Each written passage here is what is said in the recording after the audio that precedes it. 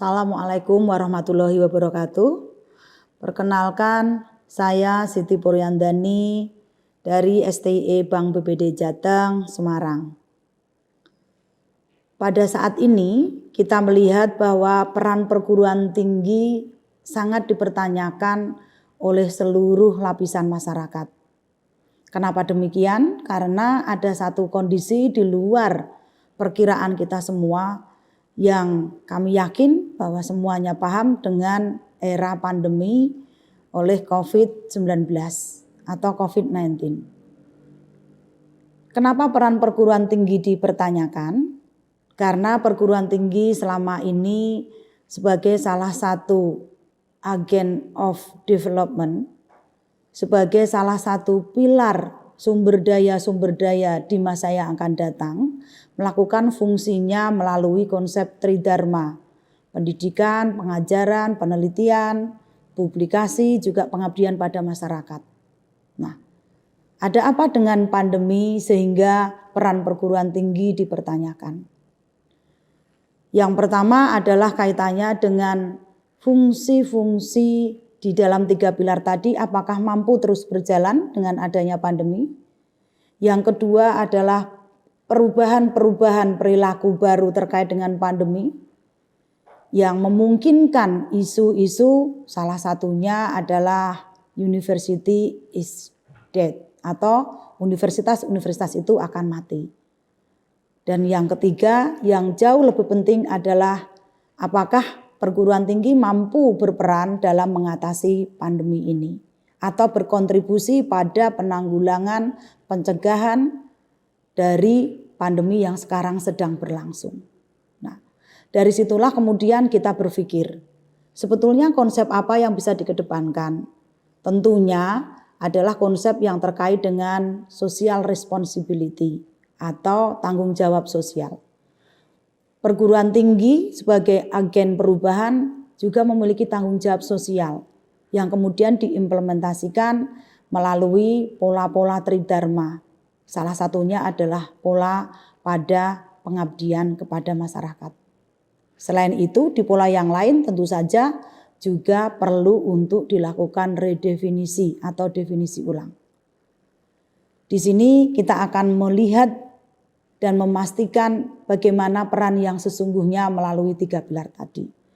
Konsep social responsibility kemudian diterjemahkan bahwa agen perubahan tadi juga harus memberikan tanggung jawabnya atas apa yang terjadi karena pandemi. Di bidang pendidikan saat ini kita sangat akrab dengan istilah daring, dengan istilah kuliah online, dengan istilah pertemuan tanpa tatap muka, yang sebelumnya mungkin sudah digembar-gemborkan melalui era disrupsi, namun kita masih antang-antang saja. Nah, tapi pandemi corona ini memaksa kita melakukannya dengan lebih cepat lagi, bahkan dari sudut yang kita tidak menyangka sama sekali. Pada beberapa kebijakan, pemerintah melalui Kemendikbud memberikan argumentasi supaya perguruan tinggi tetap eksis. Di satu pihak, perguruan tinggi yang biasanya memiliki visi dan misi tertentu juga harus melakukan sikap-sikap dan upaya baru terkait dengan dampak pandemi ini. Yang pertama, yang kaitannya dengan proses transfer knowledge yang dirangkum dalam aktivitas pendidikan dan pengajaran, penggunaan IT sudah tidak bisa ditawar lagi. Kaitannya apa dengan konsep social responsibility tadi? Penggunaan IT pada tahap awal memerlukan biaya investasi yang relatif besar. Namun pada perjalanannya harus memberikan kontribusi positif yang mampu mereduksi biaya tadi secara bertahap sehingga dimungkinkan investasi besar dan mahal di awal akan mampu mendatangkan efisiensi pada perjalanan selanjutnya. Dan ini sudah disikapi pada beberapa perguruan tinggi yang sudah memiliki platform yang relatif stabil di masyarakat, baik perguruan tinggi negeri ataupun perguruan tinggi swasta. Nah, Di sini proses-proses pembelajaran yang berbasis internet, proses-proses pembelajaran yang tinggal klik itu sudah menjadi satu hal yang sangat dimungkinkan untuk dilakukan. Nah, hal ini disikapi dengan memberikan, kalau di internal biasanya perguruan tinggi memberikan istilah subsidi pulsa, memberikan adanya kebijakan-kebijakan untuk penangguhan ataupun penundaan karena adanya pandemi.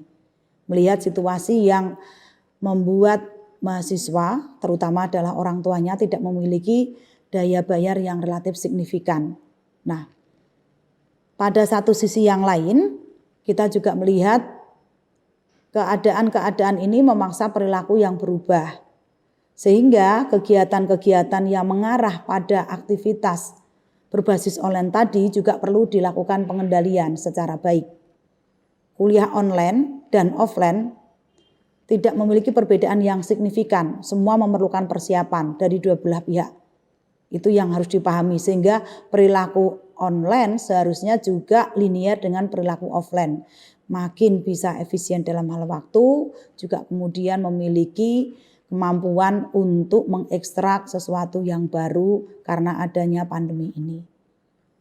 Pada pilar yang kedua, konsep social responsibility tadi diterjemahkan dalam beberapa koordinasi lintas perguruan tinggi. Kita melihat bahwa perguruan tinggi melakukan kolaborasi dengan perguruan tinggi yang lain yang memiliki konsep-konsep dan analisis yang kuat, terutama perguruan tinggi yang sudah ada fakultas kesehatan dan fakultas kedokteran. Sinergi antara Universitas Airlangga misalnya dengan Universitas Gadjah Mada kemarin membuat satu terobosan baru terkait dengan bagaimana mengoptimalkan teknologi robotik untuk menggantikan fungsi dan peran manusia, terutama untuk di tenaga keperawatan. Ada robot yang sudah bisa dihasilkan, satu robot mampu menggantikan sekitar 5-8 perawat yang bertugas, dan tentu saja minimal risiko dapat ditekan dengan penggunaan robot ini. Kemudian juga upaya-upaya kolaborasi dalam riset untuk mencari tandingan atau penangkal dari virus ini, vaksin apa yang sekiranya bisa dikembangkan untuk mengantisipasi juga dilakukan oleh mereka-mereka. Nah, bagaimana dengan bidang ekonomi? Perguruan tinggi yang berbasis sosial dan ekonomi juga tidak kalah dalam melakukan upaya-upaya mitigasi terkait dengan upaya meningkatkan kemampuan sinergi perguruan tinggi. Dengan apa? Mereka juga melakukan pemberdayaan dan memindahkan beberapa kegiatan kepada aspek untuk sociopreneur atau socio empowerment. Pemberdayaan dan pengabdian diarahkan untuk membuat mahasiswa-mahasiswa yang saat ini harus berada di rumah tetap memiliki kepekaan lingkungan sosial yang tinggi atas apa yang terjadi di sekitarnya. Dengan background ilmu yang beragam dan bervariasi, dimungkinkan mahasiswa mampu membuat terobosan-terobosan baru seperti mengoptimalkan untuk lahan yang bisa dikembangkan secara ekonomi.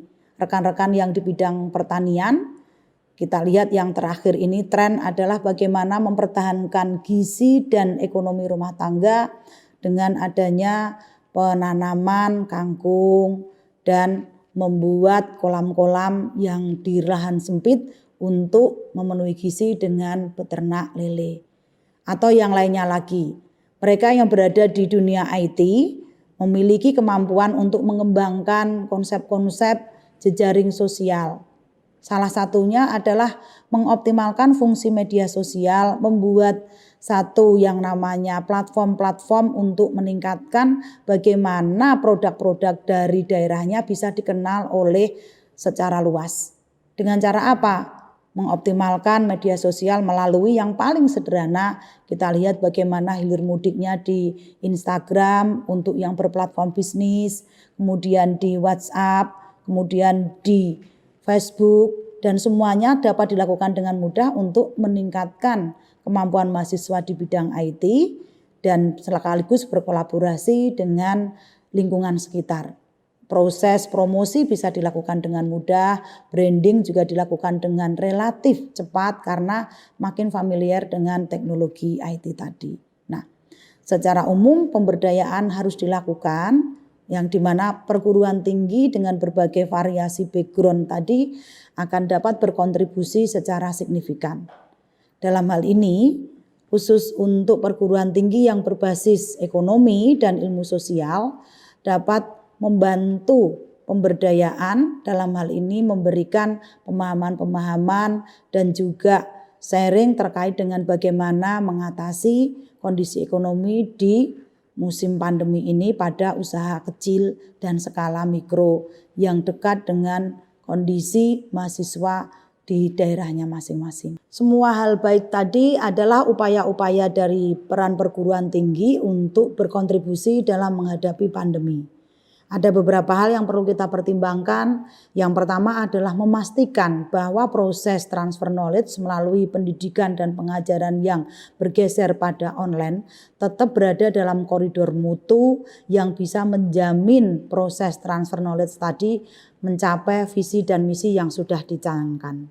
Yang kedua, mensikapi gaya hidup baru bahwa sebagian besar nanti mengarah pada bagaimana bisa bekerja dari rumah atau WFH, work from home, maka perguruan tinggi juga harus bersikap positif menghadapi hal demikian.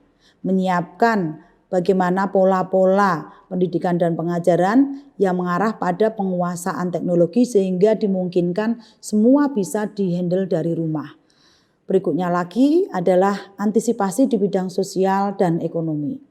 Antisipasi yang lebih penting dalam hal ini bagaimana bisa meredam kegelisahan kolektif yang saat ini dirasakan oleh semua orang, ketidakpastian pendapatan, kapan buka dan sebagainya kaitannya dengan operasional perusahaan akan menekan bagaimana rasa kemungkinan melakukan kehidupan di masa yang akan datang menjadi yang namanya kegelisahan kolektif. Nah, ini yang disikapi baik secara ekonomi ataupun secara sosial. Nah, kontribusi pentingnya adalah kita harus memberikan hal-hal yang sifatnya adalah positif dan berkontribusi secara langsung.